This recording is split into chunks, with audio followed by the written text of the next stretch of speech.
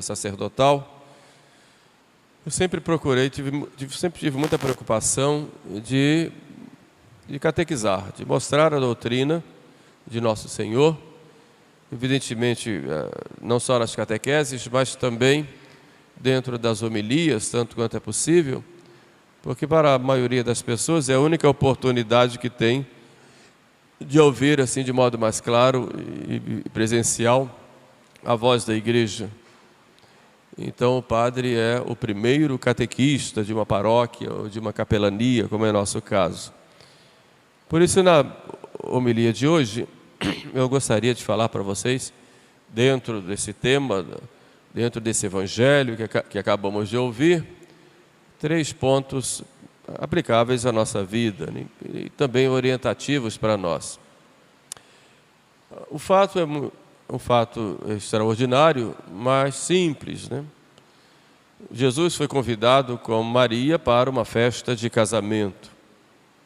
Estava lá a Nossa Senhora, Jesus e alguns discípulos de Jesus, os primeiros pelo menos.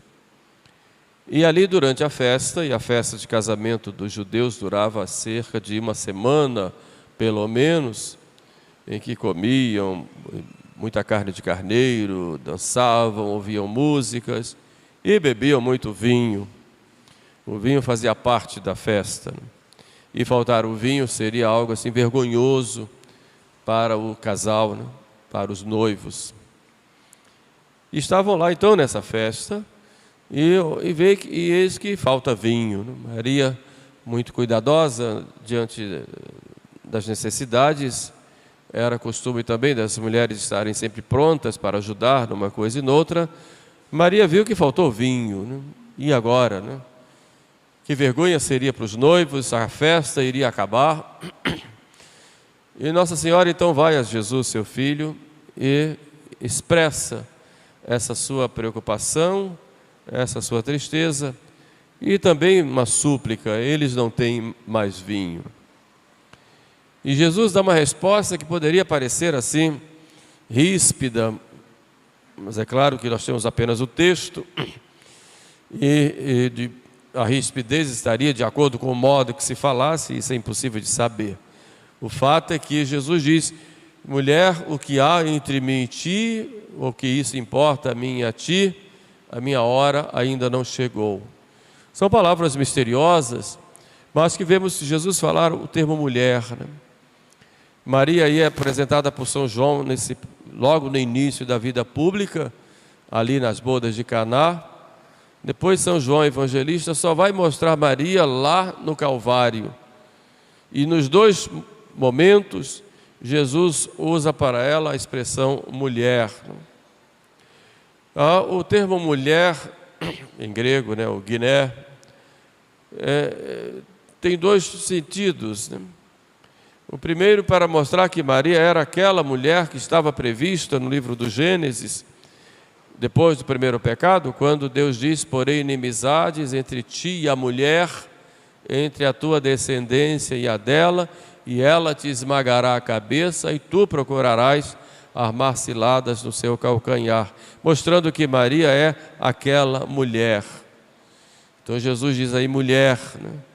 Lá no Calvário ele vai dizer a mesma coisa: mulher, eis aí o teu filho, referindo-se a São João, que a partir daquele momento vai cuidar dela, embora não fosse filho biológico, mas ali adquire uma filiação espiritual, como todos nós. Mas o termo mulher também significa senhora, é um termo respeitoso. Ainda não chegou a minha hora, porque a hora dele é a hora da cruz, que ele tanto ansiava. E nós vamos ver em diversos momentos do livro de São João, mostrar Jesus falando que ansiava e que desejava que se chegasse a sua hora. O fato é que Jesus faz o milagre e resolve o problema, aquele problema que tinha aquele casal em que faltava vinho em sua festa, e Jesus transforma a água em vinho. Nós temos aí 3 pontos importantes que poderíamos meditar neste evangelho. O primeiro é o tema do matrimônio. Jesus foi a uma festa de casamento. Estava ali abençoando não só aquele matrimônio, mas todos os matrimônios. O matrimônio é de instituição divina.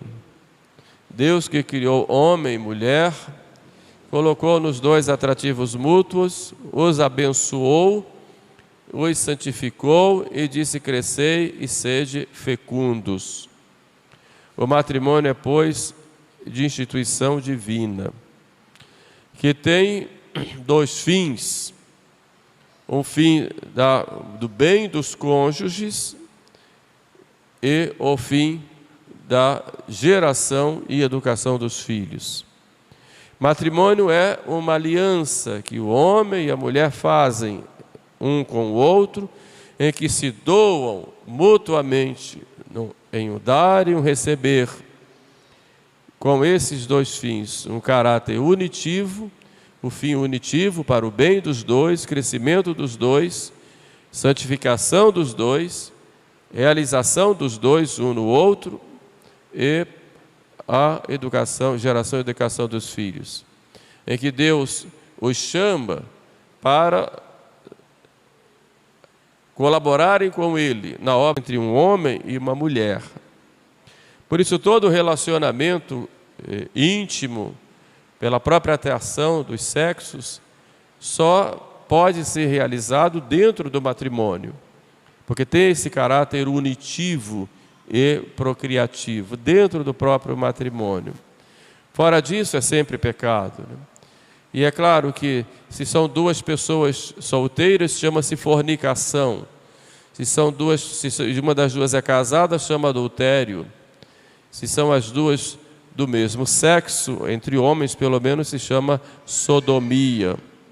Mas é sempre fora da ordem estabelecida por Deus, que criou esse desejo, esta busca da realização do prazer sexual dentro do próprio matrimônio, como Deus fez.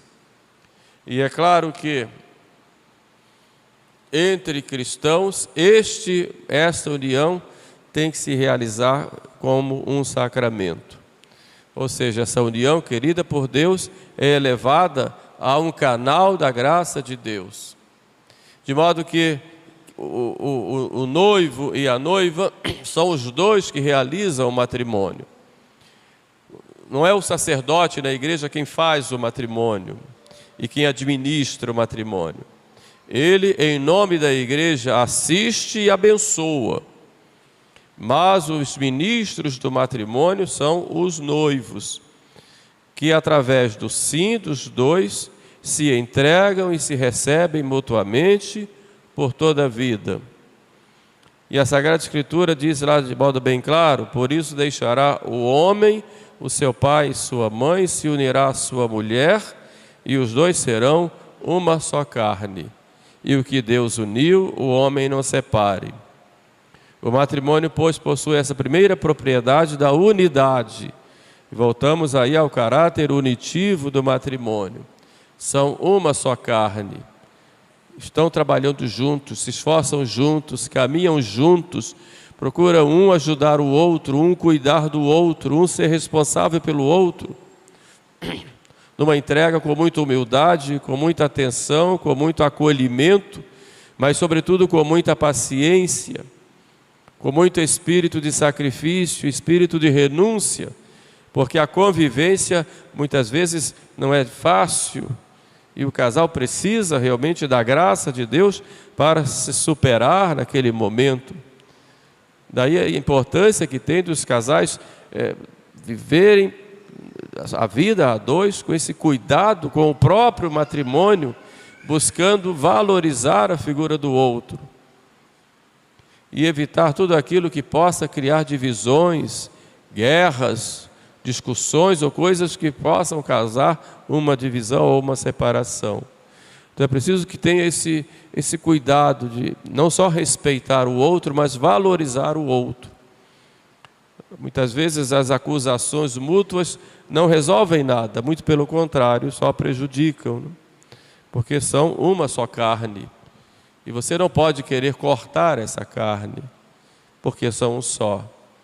Esse é o caráter unitivo e a propriedade da unidade. Daí a fidelidade que se exige não só à pessoa, mas ao próprio matrimônio, segundo os seus fins. A outra propriedade é a propriedade da indissolubilidade. Uma vez realizado o matrimônio e consumado, nenhuma força humana, nenhum poder humano é capaz de dissolver. Por quê? Porque o matrimônio em si, ele é indissolúvel.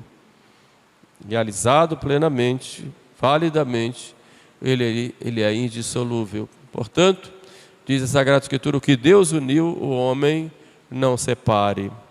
É claro que a graça de Deus, e quando o casamento é feito, o matrimônio é feito entre dois cristãos, ali nós temos não só essa instituição natural, mas temos ali um sacramento realizado pelo próprio casal, e a igreja abençoa essa união sacramental, né?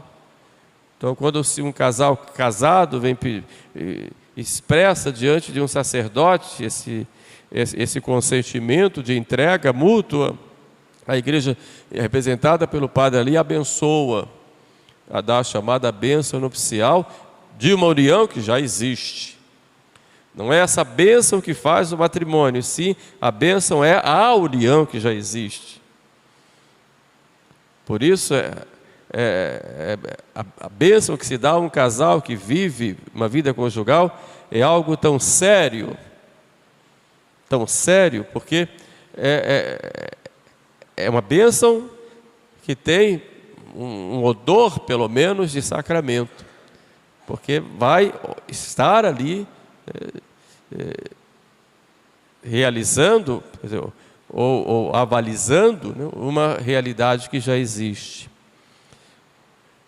Bom, esse é o matrimônio, que tem aí suas exigências, suas dificuldades. Nem tudo são flores, e que exige de cada um muitas renúncias, muita entrega mútua, muita paciência, mas que a graça de Deus nunca falta, porque o sacramento é um canal da graça. E o que é importante no matrimônio é que um matrimônio entre cristãos é uma participação e uma realização desta união íntima que há entre Cristo e a igreja. Por isso São Paulo fala lá aos Efésios, no capítulo 5, né, versículos 21 em diante, que é o matrimônio um grande mistério. Mas digo, um mistério em Cristo e a igreja. Bonito isso. O casal é consagrado a Deus como casal. E a presença de Cristo aí em Caná exatamente mostra esta presença dele, não só na festa, mas em toda a vida. E a graça de Deus nunca falta quando o casal se abre para ela, se despoja de suas vaidades, do seu orgulho, né? Se despoja das suas mazelas e se entrega totalmente ao movimento da graça. E a graça vai. Essa é a primeira lição que tiramos do Evangelho de hoje. Por isso, vocês que são casados, valorizem bem o matrimônio de vocês. Pode ser que tenha problemas, falte o vinho, digamos, mas a graça de Deus nunca vai faltar. E vocês que estão se preparando para o casamento, valorizem essa preparação. Estamos pisando em terra santa, se estamos nos preparando para o casamento. Então nós temos que nos despojar das nossas vaidades, né? Dos nossos defeitos, e estarmos prontos a acolher o outro com amor e com muito respeito, a outra pessoa que vem a mim e que vai ficar comigo todos os dias de minha vida. É algo muito sério quando alguém se decide, respondendo ao chamado de Deus, se decide ao matrimônio e escolhe uma pessoa dentre tantas outras, e aquela pessoa vai se entregar totalmente em sua vida. Por isso é preciso se preparar com oração, com o diálogo, com o respeito, com espírito de renúncia, buscando não fazer do outro um objeto seu, mas alguém que vai caminhar com você durante toda a sua vida para se santificar e para ser também santificado com a sua presença. Mas é algo grandioso o matrimônio. Um segundo ponto que surge também desse evangelho é a importância de Maria Santíssima na história da salvação. Maria Santíssima, ela disse um sim a Deus quando o anjo avisou que ela seria a mãe do Salvador. E aquele sim a Deus foi o sim para ela ser mãe de Deus. Mas ela, tornando-se mãe de Deus, porque é mãe de Jesus, que é Deus, ela também se tornou nossa mãe. Então ela é filha de Deus Pai, mãe de Deus Filho, esposa do Espírito Santo, mas tem esse grande privilégio de ser a mãe de Deus. Daí nós vemos quando Maria vai visitar Isabel, sua prima, fica cheia do Espírito Santo, e diz que a alegria minha que a mãe do meu Senhor me vem visitar. Ela reconhece ali que Jesus é Deus e que Maria é a mãe de Deus. Então essa relação com Deus é uma relação de maternidade, é a maternidade divina. Só que essa maternidade de Maria para com Deus também é uma maternidade para conosco, que somos resgatados pelo sangue de Jesus. Então todo aquele que é batizado, que faz parte da igreja, que entrou na igreja pelo batismo, se tornou filho de Deus e filho de Maria. Maria adquire, pois, essa maternidade dada pelo próprio Deus. Porque Jesus começa uma nova geração de seres humanos. A antiga geração caiu em Adão. Mas se por um homem caiu o pecado, entrou o pecado no mundo, diz lá São Paulo aos Romanos, por outro homem entra a salvação. E esse homem é Jesus.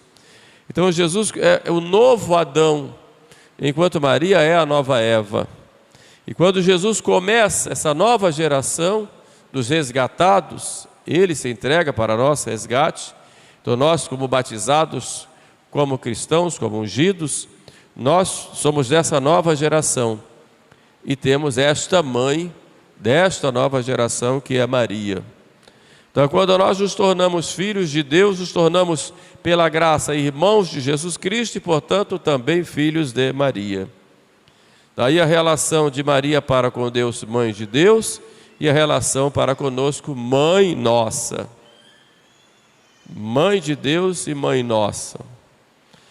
Com Deus, ela se submete, porque ela é mãe de Deus, mas é filha também, porque ela é criatura. Deus é Deus, é o Criador, e ela é criatura, mas é a maior das criaturas. E diante de Deus, ela se prostra e pede. Por isso, alguns santos a chamam de onipotência suplicante, porque ela pede. E o que nós vemos em Caná da Galileia, ela vendo a necessidade dos filhos, que somos nós, ela vai a Jesus e diz, eles não têm mais vinho. Mas poderia dizer outra coisa, que nós podemos pedir a Maria. E quantas coisas podemos pedir à nossa mãe do céu. E quando pedimos a Nossa Senhora, ela pede a Jesus. E ela vendo as nossas necessidades, ela é tocada pelo seu amor e pede e suplica. Maria tem essa função de ser a intercessora junto de seu Filho pelas nossas necessidades. Por isso nós confiamos em Maria, porque confiamos em Deus. Não há aí um exagero ao dizer isso, porque os corações de Jesus e de Maria estão tão unidos que não existe uma concorrência de quem tem mais devotos. Todo devoto de Maria é devoto de Deus. Todo aquele que ama Maria ama a Deus. Não existe aí uma disputa. Pelo contrário, o que Maria faz é nos levar a Deus. Por isso vamos ver Maria Santíssima dizer aos servidores: fazei tudo aquilo que Ele mandar, fazei tudo aquilo que Ele vos disser. Maria nos dá aí um programa de vida e um programa de santidade. Fazer a vontade de seu Filho é o segredo para podermos estar unidos a Ele, unidos a Deus e caminharmos nesse mundo, vivendo a nossa vida com sentido. O verdadeiro sentido da vida é estar com Deus. Não posso ter o verdadeiro sentido da vida nas minhas vaidades, ou ter o sentido da vida em ganhar muito dinheiro, porque eu posso ter muito, mas um dia eu vou perder, e depois? E será que isso vai me trazer a abundância de bens morais, psicológicos e etc., e espirituais? Por mais que eu tenha, nada vai me saciar, eu vou sempre precisar de algo mais. Não posso fazer do meu sentido da vida um cigarrinho de maconha. Pode dar um certo alento, um certo êxtase naquele momento, mas logo passa. E depois vem a tremedeira e eu quero mais para poder sair daquele momento de abstinência. E digo com relação à bebida, com relação a outras drogas, à pornografia e tantas outras coisas que escravizam o ser humano, porque o verdadeiro sentido da vida não está nessas coisas, está em Deus. Queira ou não queira aceitar, essa é a verdade e a realidade. Você não vai ser feliz se não for em Deus. Não no aplauso do mundo, no poder que o mundo pode te dar. Tudo isso passa. E muitas vezes é falso. Nosso sentido está em Deus. E quando Maria nos diz: fazei tudo aquilo que Ele vos disser, vos mandar, Maria está dizendo: eu estou ensinando para vocês qual é o verdadeiro sentido da vida. E se não seguirem, vocês vão cair. Vocês vão cair no desespero. Como tem aumentado o número, por exemplo, de suicidas no mundo? Quanto desespero! Como tem aumentado o número de divisões em famílias, separações, brigas entre irmãos, cada vez mais, pessoas se desentendendo, divisões nas igrejas, porque não se está buscando aquilo que é o verdadeiro sentido da vida, que Maria nos diz: fazer tudo aquilo que Ele vos disser. Mas nós buscamos mais nossos prazeres, nossas vaidades, ou fazemos as coisas do nosso jeito. Então Maria nos ensina exatamente isso. É esse o verdadeiro sentido da devoção a Maria. Maria para com Deus, Maria para conosco. Suplica por nós, pede por nós e nos ensina como agir.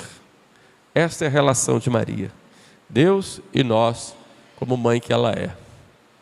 Mas peguemos um terceiro ponto desse evangelho, em que Jesus faz o milagre transformando a água em vinho. Foi uma coisa real, pelo menos uns 600 litros de vinho. É vinho que não acaba mais, hein? Tinha vinho à vontade. Deus faz tudo em abundância, né? Mas o vinho aí tem um sentido, que é o sentido do amor. E sempre foi colocado na história da igreja, na própria história bíblica, com esse sentido do amor. O Salmo 22 diz: enche a minha taça com um misterioso vinho, que me consola e que me alimenta nos caminhos da vida, ou nos desertos da vida. Antigamente se dava no dia 27 de dezembro, o dia de São João Evangelista, que era considerado o discípulo do amor. Nesse dia se benzia o vinho. Então as pessoas levavam garrafas de vinho para benzer e o padre benzia. Era interessante isso. Hoje, dia 27, não tem mais vinho para benzer, porque o povo já bebeu tudo, né? No Natal. Mas chegava lá, exatamente ali, benzia. E nos mosteiros havia a bênção do abade, ele benzia a taça de vinho, ele bebia um gole e passava para os irmãos, que cada um pegava só um golezinho. E voltava para ele. Então aquele vinho era símbolo daquele amor que havia entre todos os irmãos. Então quando Jesus transforma a água em vinho, Ele está nos ensinando que vem trazer um novo amor para nós.